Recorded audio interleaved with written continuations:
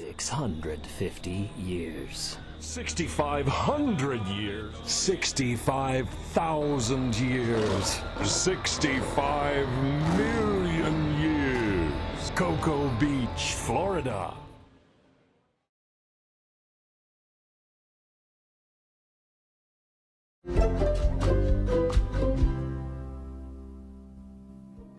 One of my favorite pieces inside the museum in our dinosaur area is actually our egg nests. And the reason why is they're authentic. So someone actually dug these up and saw in their hands that they had baby dinosaurs that had not yet hatched. And I also like them because there's so many different types of dinosaurs that are on display there. Not only do we have like the oviraptor, we have what we might think is a titanosaur. So it kind of gives people the idea of, you know, before they become these huge behemoths, they start out really small and tiny, almost like the chickens that you and I see every day. So in the Hall of Dinosaurs, we also have our Giganotosaurus, who is another one of my favorites. She's larger than T-Rex, which I think makes her queen of the dinosaurs. And her teeth are really blade-like. And what's cool is we have those teeth on display as well, so you can actually touch them and feel what it's like to be in the mouth of a predator.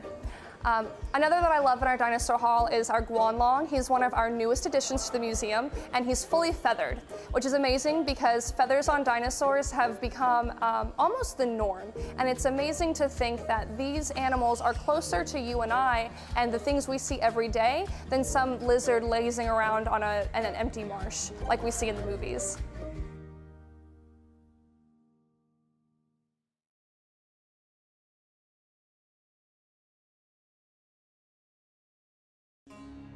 It was late November in 1922 when Howard Carter became one of the most famous men in history because he uncovered one step in the Valley of the Kings that later led to King Tutankhamun's tomb. Now, once they finally found the door, they cut a little tiny hole at the very top and they used a candle test to see if it was safe. When he peeked inside, Howard Carter was asked, "Do you see anything?" And he responded, "Yes, wonderful things."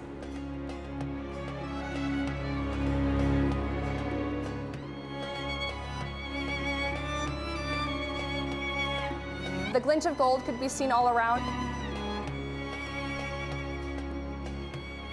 The tomb that everyone knows as King Tutankhamun and his golden sarcophagus.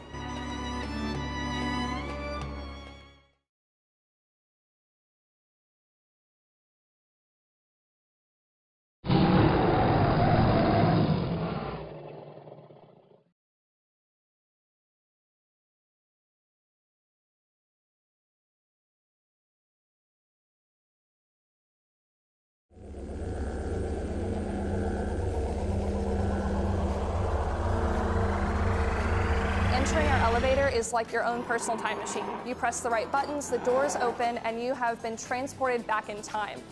What's amazing is not only do you see these animals in their actual habitats, whether they're hunting or being hunted, chased by, all sorts of things, the sounds strike you first. Because if it gets silent enough, you can actually hear the predators sniffing the air. You can almost imagine the foliage being peeled back by large giants as they graze the higher trees. And it's just bone-chilling to think of all these things frozen in time when you look at them, but if you look away, they might move.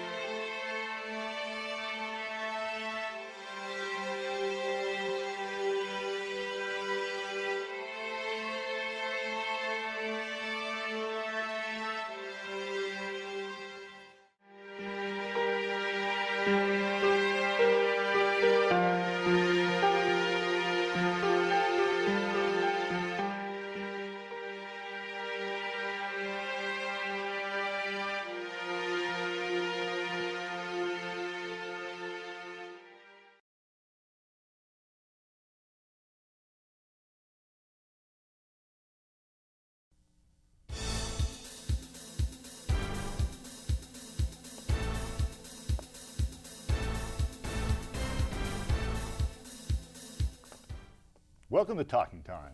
I'm your host, Bill Blunt. Today we have former astronaut and naval pilot, Captain Winston Scott, joining us.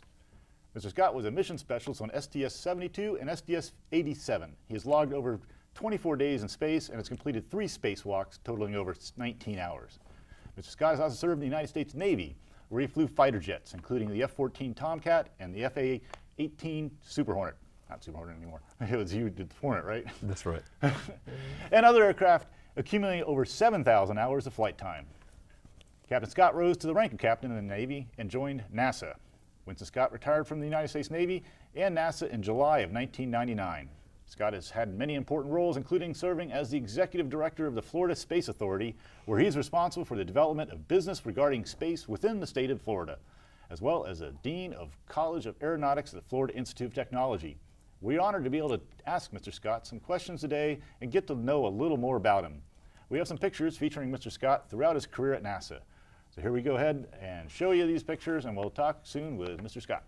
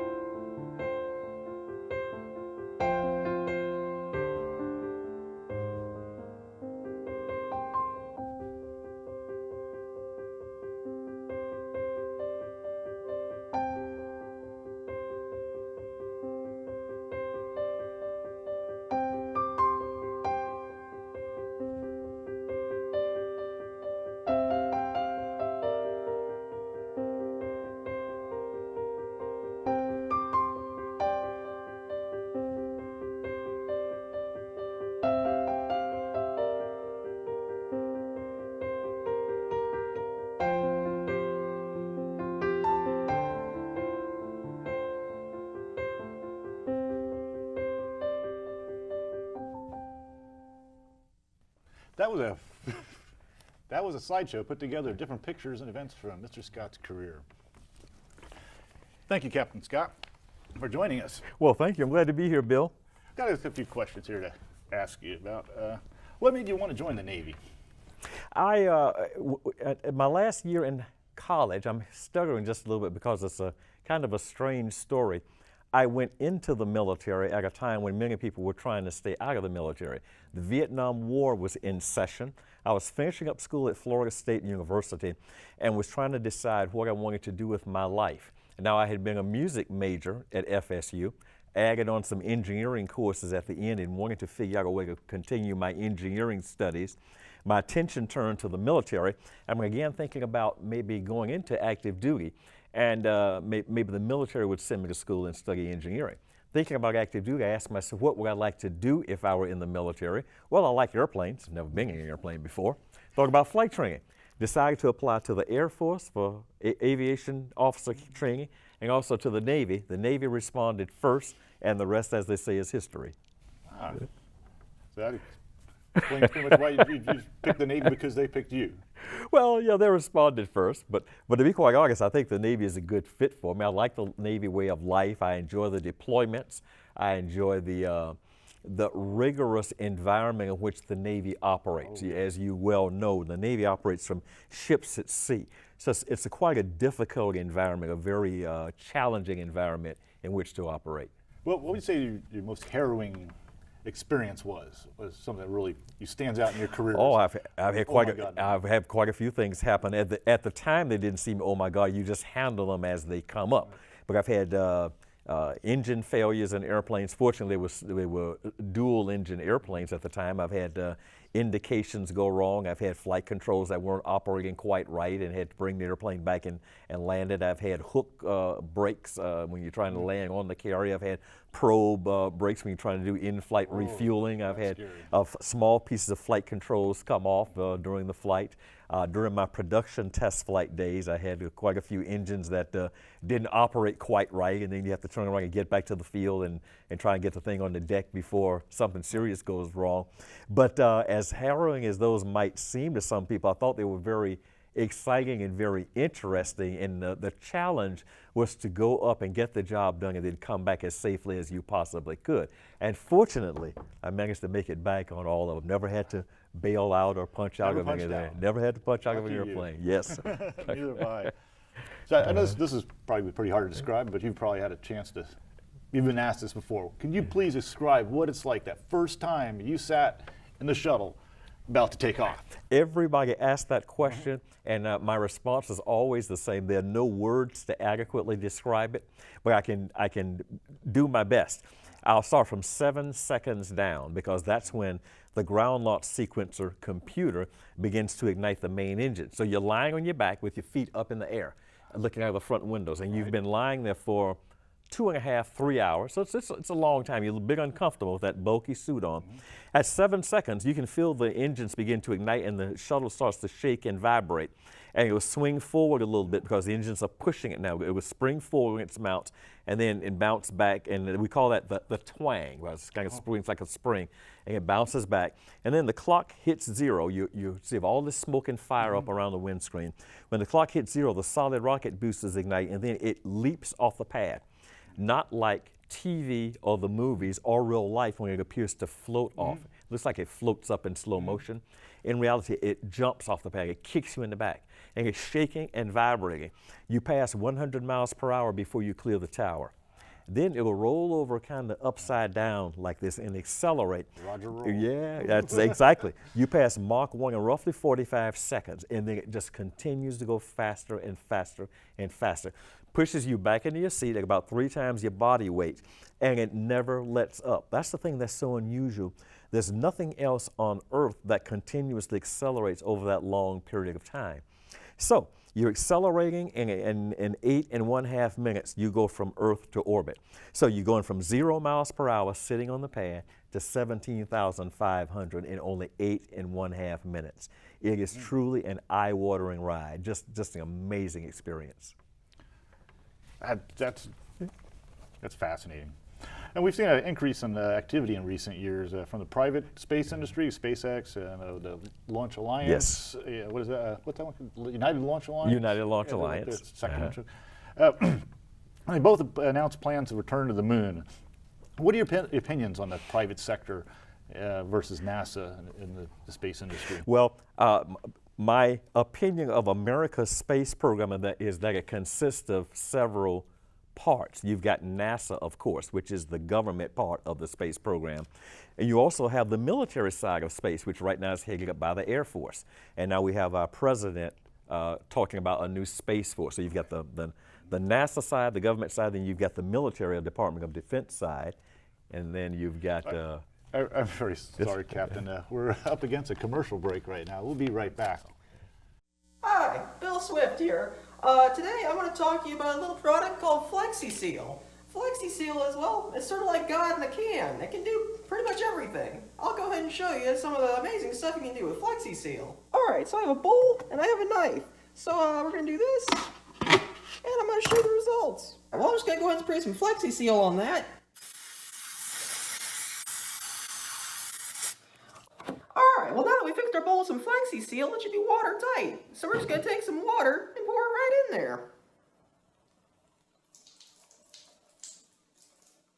Got a leaky washer valve? No problem. Just take your can of FlexiSeal and spray it right on that leaky washer valve.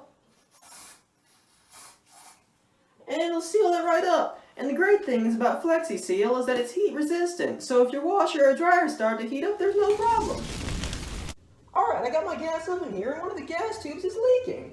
So all I gotta do to fix that leaky gas tube is just take a little bit of FlexiSeal and spray it right on that leaky gas tube, and it'll fix the leak. So I'm gonna go ahead and do that. Well, unfortunately, my arm got blown off in that explosion. But guess what? That's no match for the power of FlexiSeal. So all I gotta do is take my arm and just take a little bit of FlexiSeal, spray that right on there. Yep. And then you just take the arm and reattach it. It's just like it's as good as new. There we go. Anyway. Well. Welcome back. Sorry about that, Captain. That's all right. We were discussing your opinions about the future of private space exploration as opposed to the government-funded NASA program. Please continue. Absolutely. As I was saying, America's space program consists of several parts in my mind. You got the NASA part, the government-run space program. Then you have the Department of Defense part of space, and that's very important also. Currently, that's headed up by the Air Force, and in the future, it might be headed up by the new Space Force that our president is talking about. But then you've got the private commercial part, which is a very, very important part of America's space program. As we see now, the International Space Station is being resupplied by SpaceX. You've got Boeing, you've got Sierra Nevada, and several other private commercial companies that are coming along and developing their own capability of getting goods and services and people back to orbit. The private commercial part is very, very important because they're doing what needs to be done, and that is they're making the cost to space much more affordable. They're bringing the cost down. They're learning, they know how to do business in a cost-effective and efficient manner. So I love what they're doing. My first job, one of my first jobs after leaving active duty was directing the Florida Space Authority, as I think the audience heard during your introduction.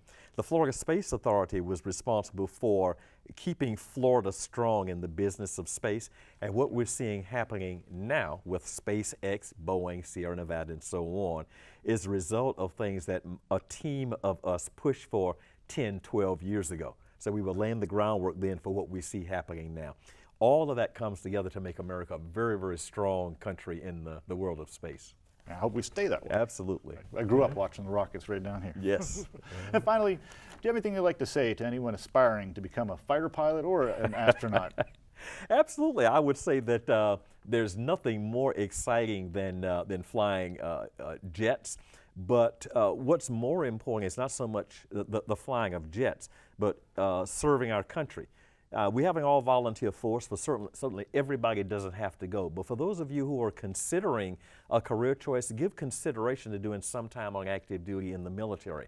It may be 2 years, maybe 3 years, maybe 4 years, but you'll get to do and learn so much in that short period of time that it will help you no matter where you go in life. So for our young people, please consider doing some time on active duty. And for those of you who think you might like to fly, give it a shot. Apply for it and see where you go with your aviation career. Military aviation is a part of it. Civilian aviation, of course, is very important. There's a shortage and going to be a continued shortage of airline pilots over the next 2 decades. Some 600,000 pilots are needed around the world to man, and when I say man, I mean obviously to crew our airliners. So we want our young men and young women to think about flight training and aviation. It's just so exciting, very rewarding in every sense of the word. I agree. I did 20 years in the Navy, and thanks to the GI Bill, I'm sitting here in this classroom. Absolutely. Can't beat that GI Bill. That's right. And the chances to travel around the world. Yes. So I think we've got a little time. We talk about a few of the places you've seen in the Navy. I have been very fortunate to have seen a lot of places over, well, not just my Navy, but my my entire career. And of course, I have been to South Korea. I've been through Hawaii a number of times. I've been through Japan 3 times. I had the pleasure of visiting Ireland and also over into Belfast, Northern Ireland, which our historians will tell us has been somewhat interesting place to go. But I've been to London, England. I've been to, in fact, last Thanksgiving, just before the holidays, my wife and I spent 10 days in and around London doing speaking engagements. So I've had the opportunity to travel to many places in the world, and that would not have occurred had it not been for my career.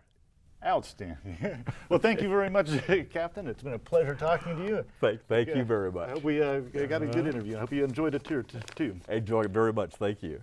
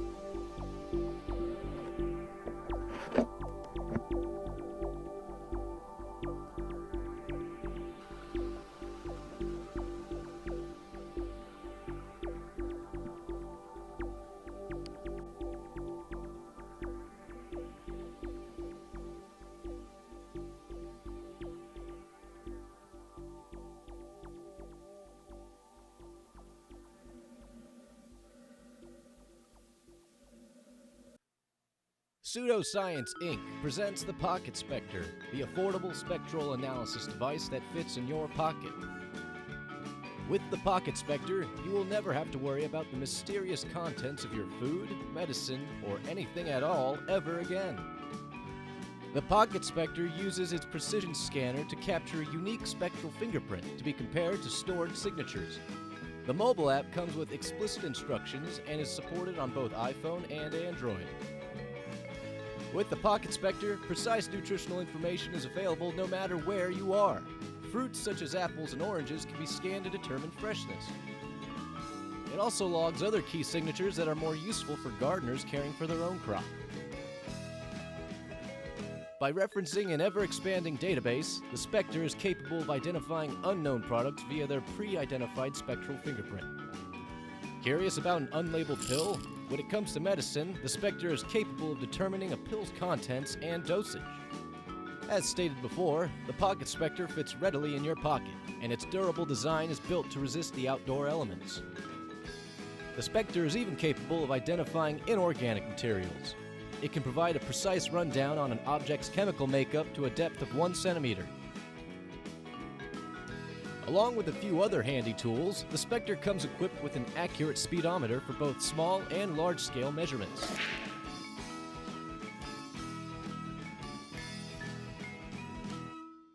By switching to the Spectre's medical mode, the scanner can even measure metabolism, hydration, and check for nutritional deficiencies in both people and household pets. Minor scrapes and cuts can be analyzed to monitor for signs of infectious microbial activity. Using the supplied USB charger, the Spectre's battery is fully charged within 2 hours. Order your own piece of the future today, while supplies last.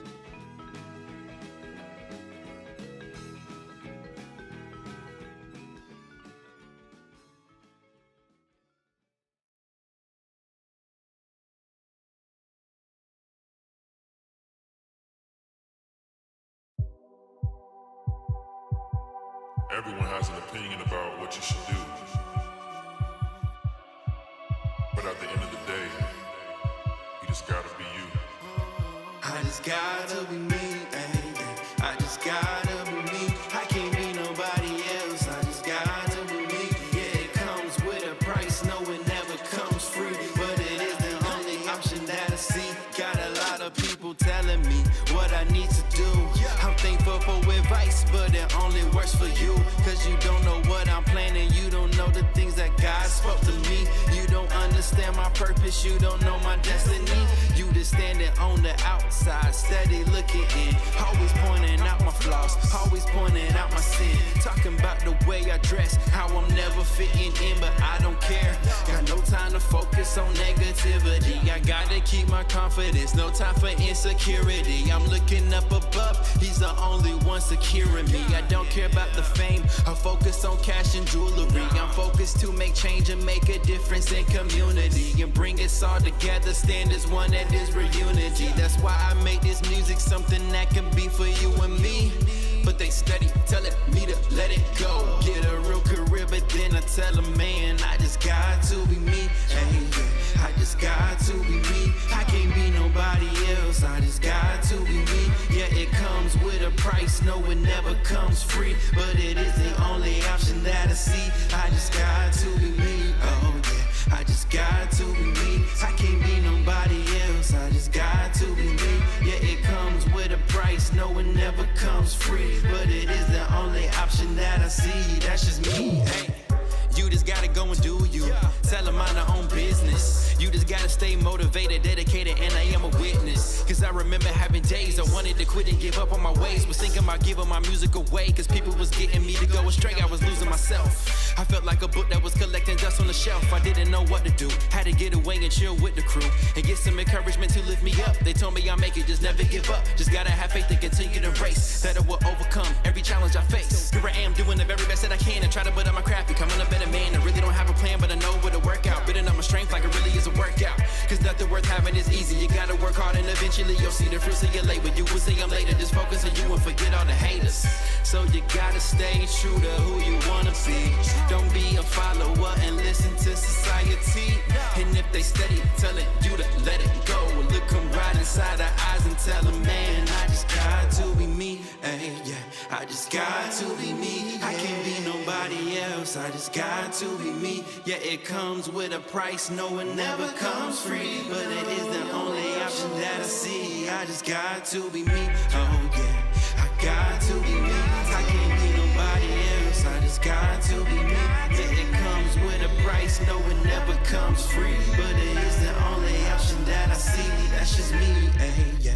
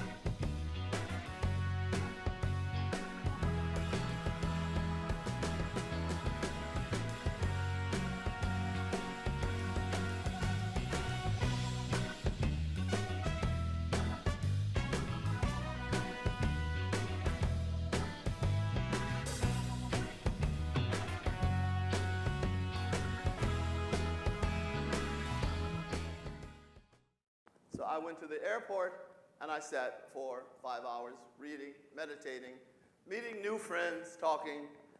And there were two women all the way down at the end of the airport working for JetBlue.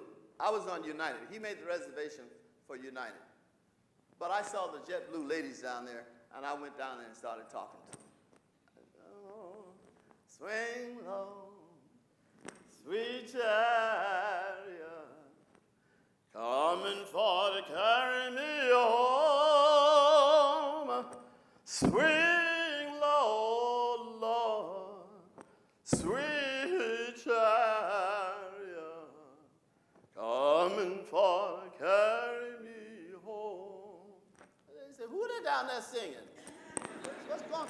Who is that? There's not supposed to be anybody else in the airport. All the terminals were closed, nothing coming in, nothing going out.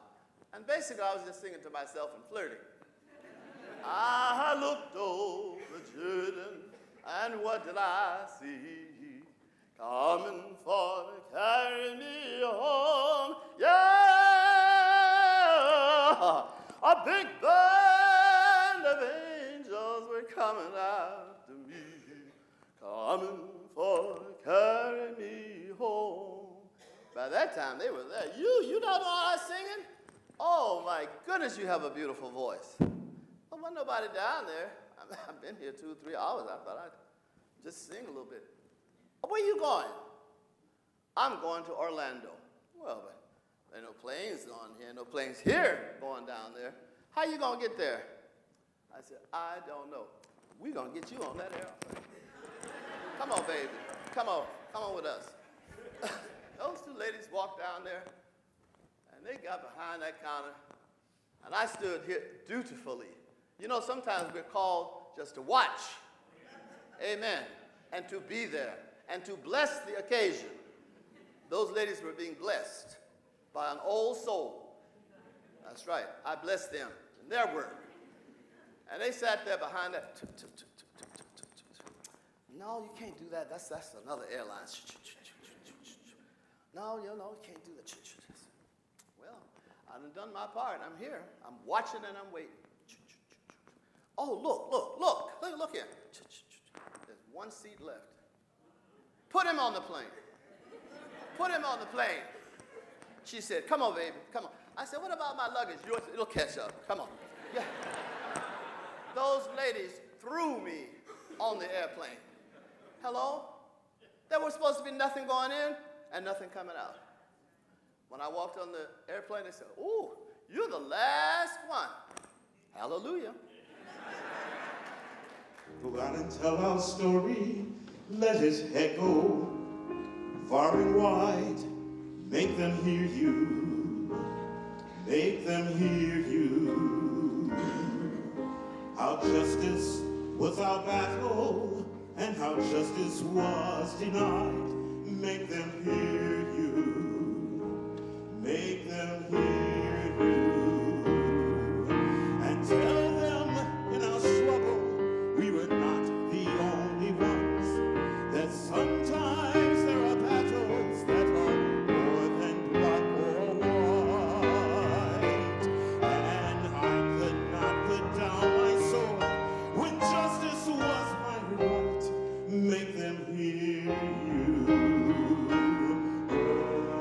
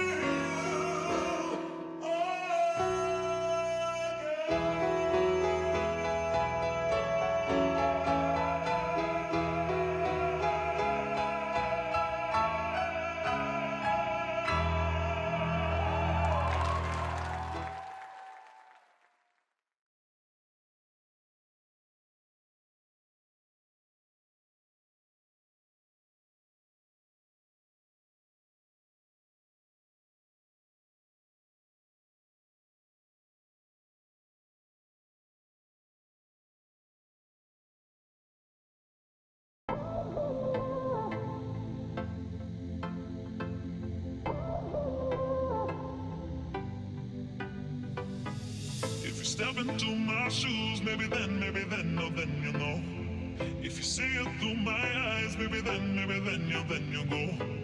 Oh, baby, then you know. If you see it through my eyes, if you see it through my eyes. If you step into my shoes, maybe then, oh, then you know. If you see it through my eyes, maybe then you go. Oh, baby, then you know. If you see it through my eyes, if you see it through my eyes.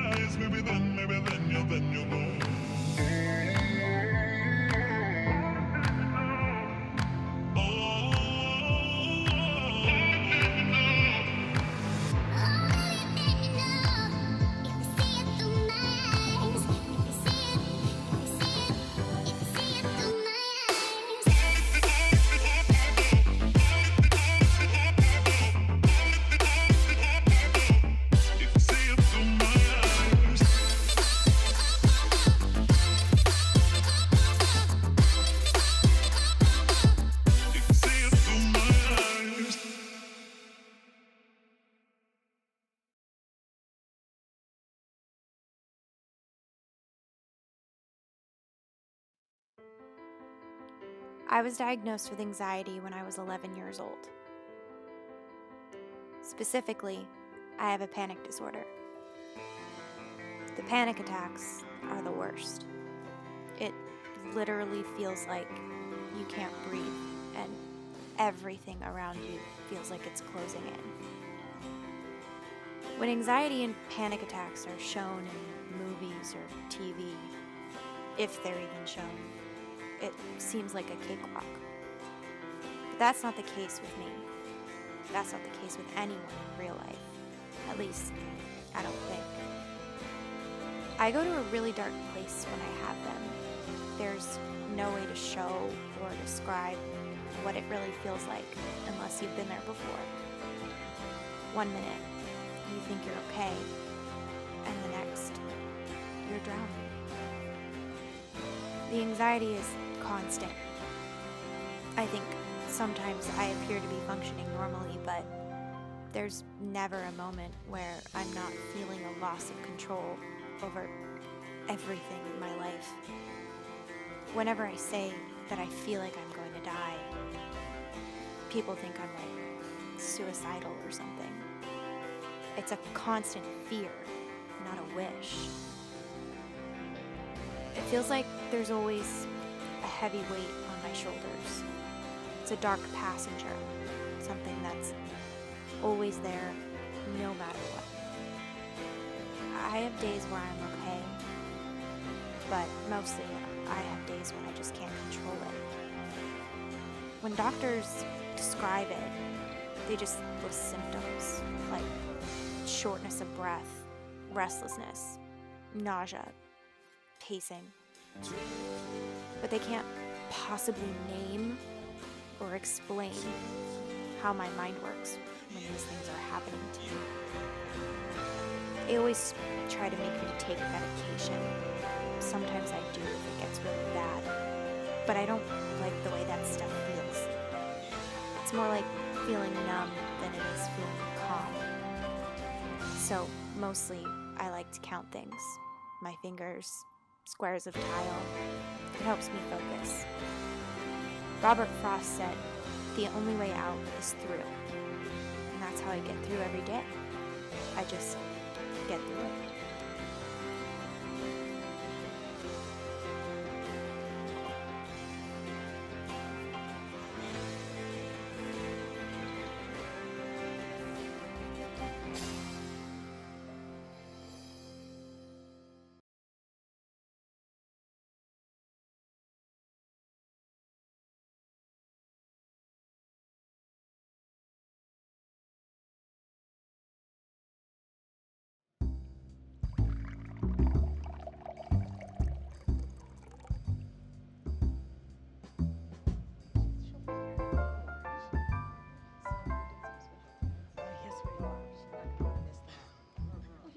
Well, girl. Oh, hello. You ready to paint another masterpiece while slowly getting sloshed?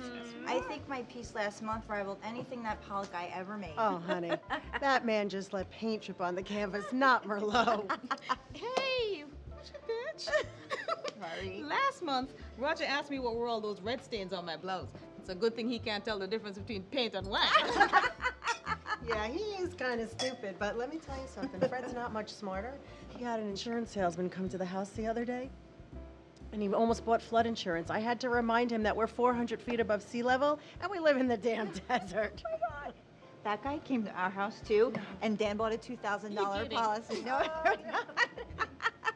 So what are we supposed to be painting tonight, please? No more unicorns or flowers. You know damn well that we're painting male nude tonight. Don't carry on like you don't know. Christophe promised us a damned Adonis, and it's been on my calendar for 3 months. Well, Me too. Girls, calm down. Calm down. We're just painting him. Then we go back to our middle-aged, cigar-smoking, poker-playing husbands, okay? Well, I told Roger to quit the cigars tonight because after this, I may need some action, and that cigar smoke is not gonna work. They won't know what hit him tonight, but hit him we will. Okay, ladies, pay attention, settle down, okay? So our model's gonna be here soon. All right, we're doing the male form tonight.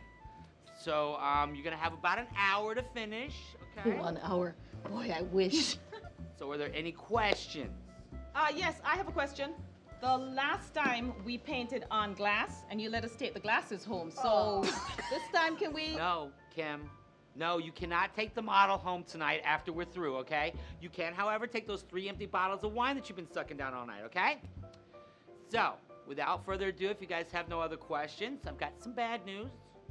The model that I contracted could not make it here tonight, but never fear, I, Christophe, have saved the day, and have found you another model that I think you guys will all be pleased with.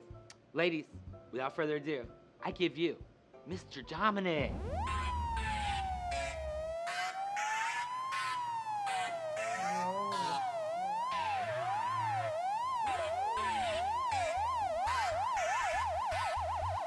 Forget Fred, I'm getting me some of that tonight.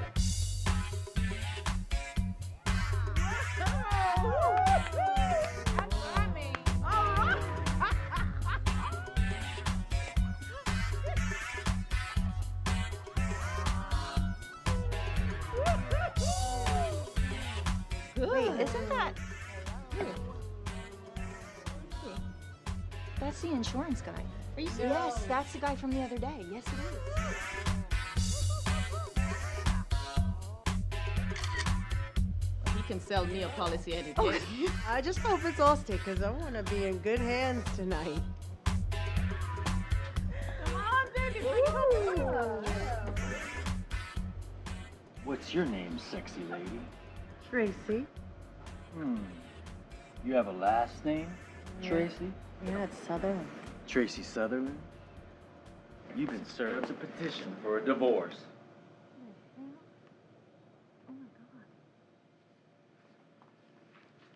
Where'd he pull that from?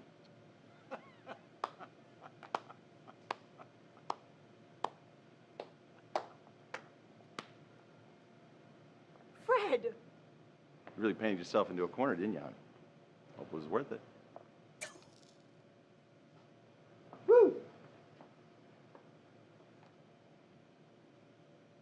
Who the hell was that guy?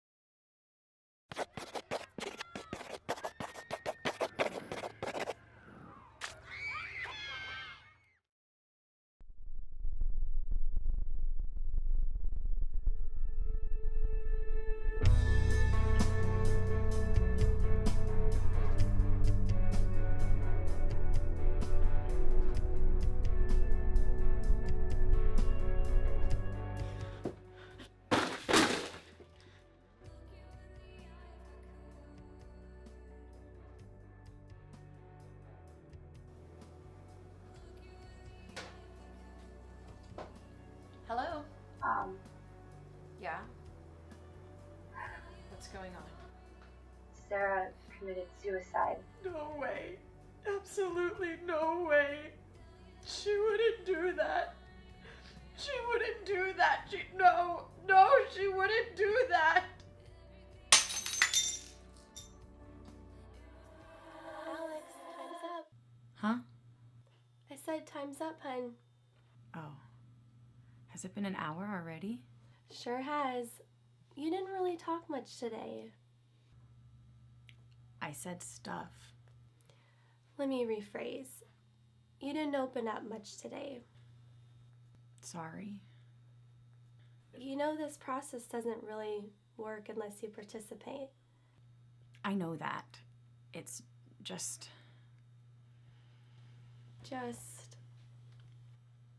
You said time's up, right? Okay. There's a stream. I'm on a beach. And there's moonlight. And this giant wave, like a tsunami, washes over. And then it's daylight. The sun. And I can't get past the sun. Ever. I did a little research on the dream that we talked about last week. The sunlight and the moonlight tend to signify a move to a higher position in life, while the tsunami might suggest needing to overcome physical or emotional stress to get through. Really? Did you get any further? Yeah, actually. I'm being drugged down into the water, and I'm surrounded by beings. I can't quite discern what they are. Turtles, maybe? It's getting harder to breathe, but then I end up at the sun. Again, the water. Fear of becoming overcome by emotion. Suggests that you need to take it slow in some areas of your life. Slow, huh? Of course, it can also mean that you're sheltering yourself from certain areas of your life. then you're really going to love this sharp turn. I'm in a forest, and I feel a presence this time. I think maybe it's her. I see dead bodies everywhere, and the forest keeps changing. That is a sharp turn. Forests are usually supposed to symbolize a place where life thrives. Thrives? Yes, you seem to have stumbled onto quite the juxtaposition there. I want to see where this goes, Alex. Has there been more? I'm 20,000 leagues under the sea, or at least it feels like I am, and I'm drowning, and nothing that I do pulls me back up to the surface. And just as I've given up, I'm back in the forest. And then I end up in the sun. I want to try something. Okay. There's a technique. Eye movement desensitization process and reprocessing, EMDR. It is a form of psychotherapy that has been used to treat PTSD. The patient is asked to recall distressing images while generating a type of bilateral sensory input. By what? Side-to-side movements, hand gestures, something like that. That sounds a little too Hollywood for me. Yeah, a lot of former child actors such as myself have used it for past traumas. You should really think about it. It might help you to discover what your dream has been about.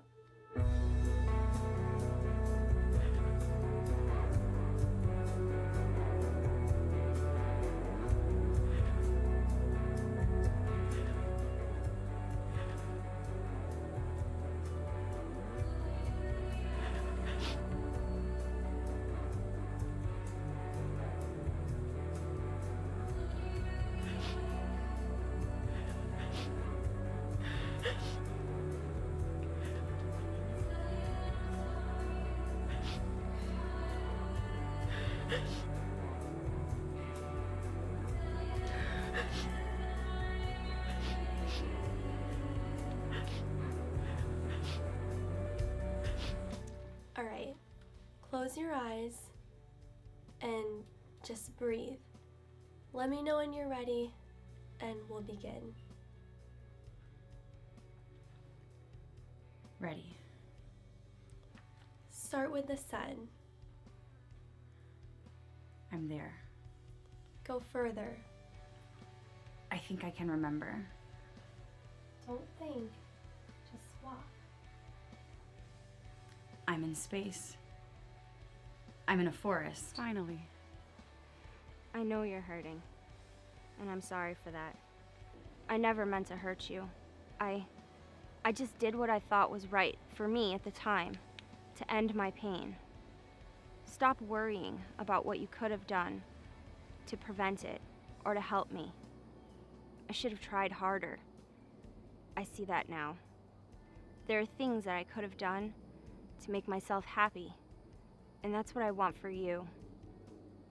Make peace with this. I love you. You have great things ahead of you. I've seen them. All the possible futures for you. And the best ones start today. Don't lose yourself like I did. Open the box, grieve, and know that we will be reunited in the next life. I love you eternally.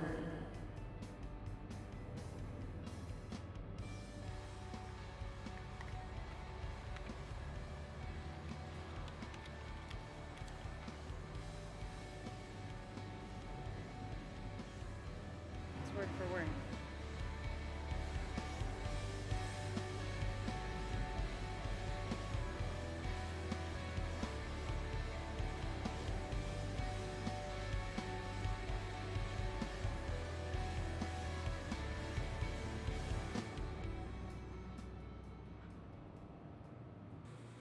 Hey guys, welcome to Art Therapy. I'm really glad you all could be here. First things first for the newcomers, this is a judgment-free zone. I started this group after my best friend committed suicide. It took me a really long time to make peace with that and to find the beauty in life again. But now that I have, I want to help others do the same. Know that no matter what you create, it will be beautiful. Let's begin.